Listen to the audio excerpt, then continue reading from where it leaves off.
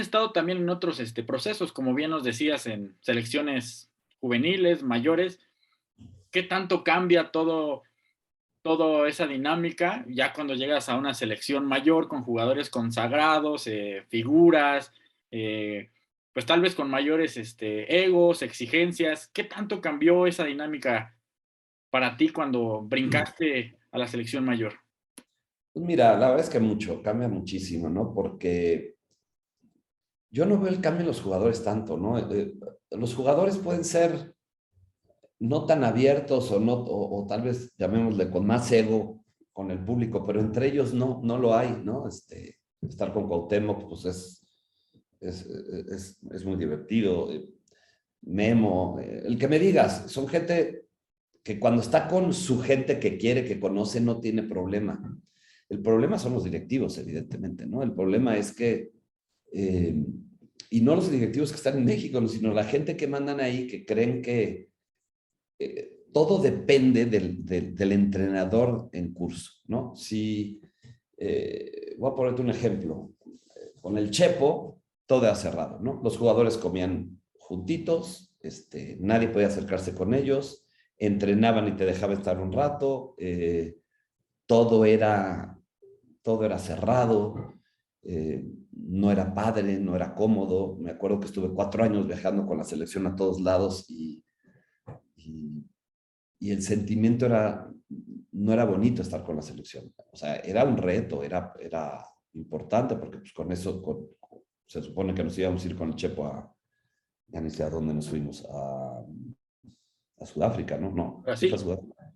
Ah, no, fue a Brasil. Y en el momento, y te acuerdas que nos empezó a ir mal, nos empezó a ir mal, y las cosas no le funcionaban, los entrenamientos no funcionaban.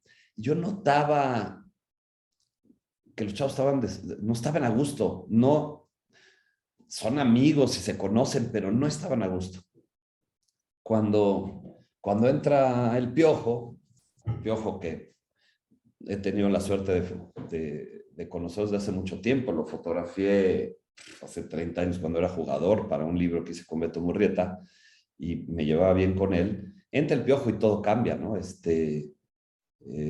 Las risas vuelven, el buen humor vuelve. Él es un cuate estudioso que trabaja, me gusta mucho cómo trabaja porque eh, planta el equipo primero, pero el segundo equipo tiene que hacer las mismas cosas que el primero y entonces se enfrentan entre ellos y entonces hace cosas diferentes, pero, pero después del entrenamiento, que es muy correcto, es muy coordinado a sus horarios y con, con los formalismos que debe de ser, ellos pueden estar, ¿no? Ellos pueden convivir. Me acuerdo que fue un pastel para Memo, le tocó un pastelazo en la cara cuando fue su cumpleaños. Eh, Había un lateral que hacía unos ceviches riquísimos y nos hizo ceviches a todos. Me acuerdo que Gio llegó un día y nos compró, hasta a mí me tocó, nos regaló unos de estos audífonos muy de marca muy sangrona, se los regaló a todos. Entonces eso se permitió. Y el equipo que traía el Piojo fue una gozada estar con ellos, ¿no? Fue increíble estar con ellos.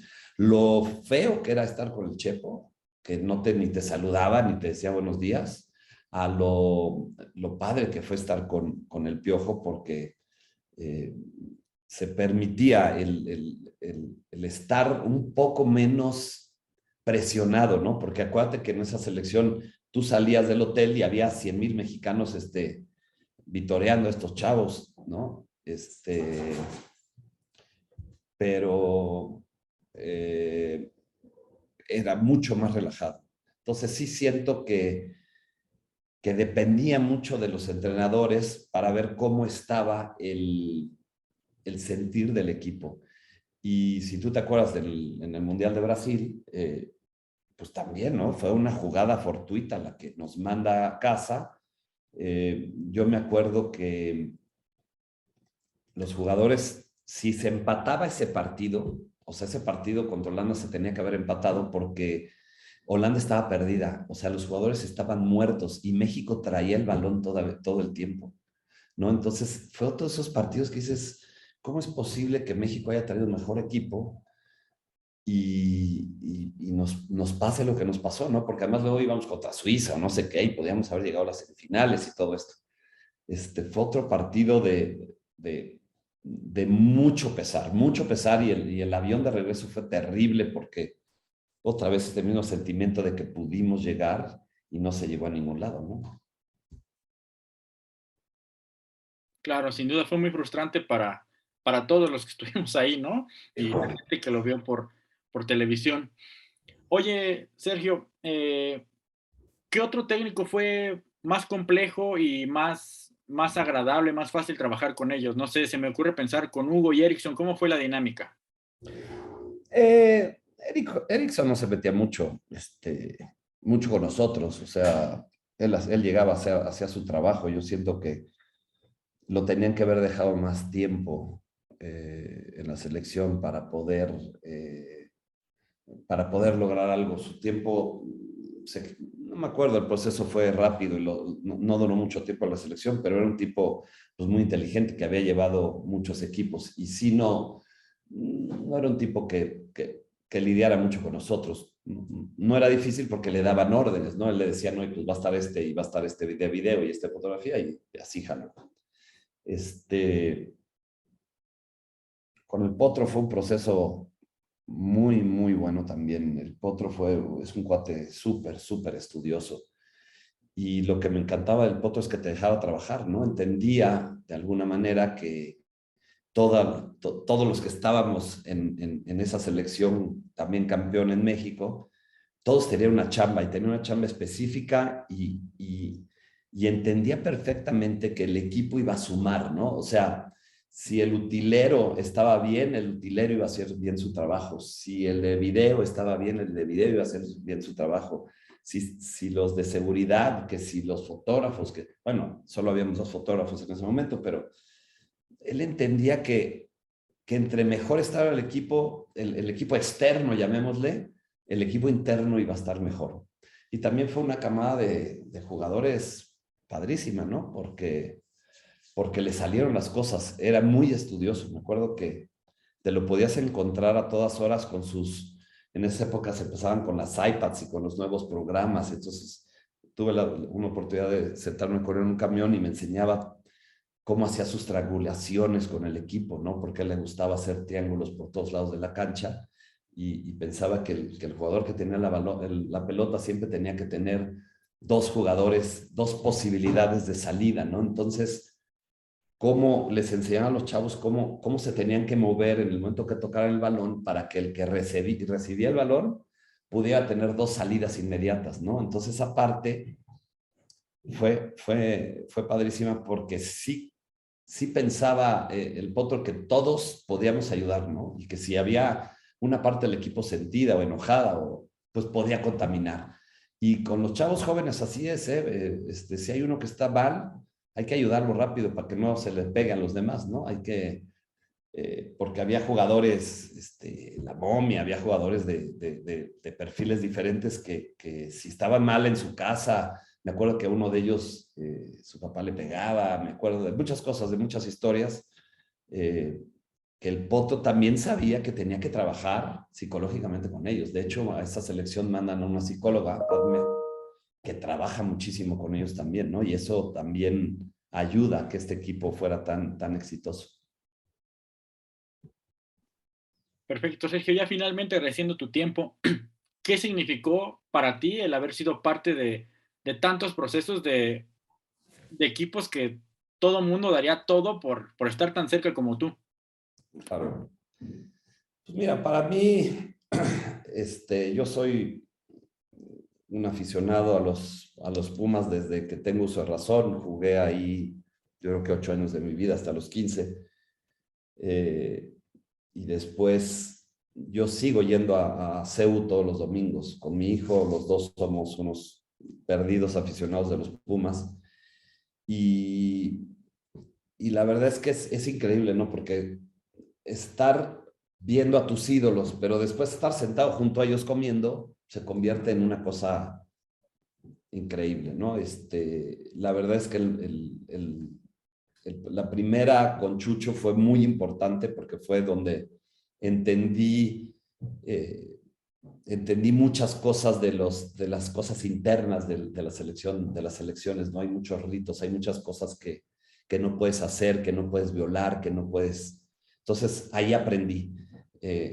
Con el Potro fue de tratar de ayudar, ¿no? Me acuerdo que a veces me tocaba cargar maletas, a veces me tocaba ir por balones que se volaban y no había quien se los regresaba, y yo se los regresaba. Me tocó otra parte.